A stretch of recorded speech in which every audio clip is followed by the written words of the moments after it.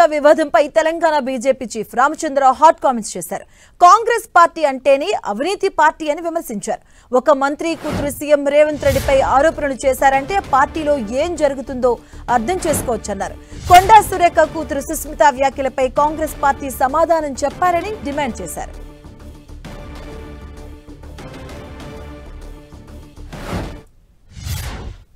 ఈరోజు కొండా సురేఖ గారి యొక్క ఏదైతే వ్యవహారం ఏది ఉందో వాళ్ళకి సంబంధించినటువంటి ఒక వారి ఓఎస్డీని అరెస్ట్ చేయడము, లేకుంటే ఎలిగేషన్స్ సిమెంట్ ఫ్యాక్టరీ ఓనర్ని బెదిరించి వసూలు చేయడము ఏది ఉన్నాయో, దీని అనంతరం ఇటు ఆరోపణలతో ప్రతి ఆరోపణ కూడా వచ్చినాయి.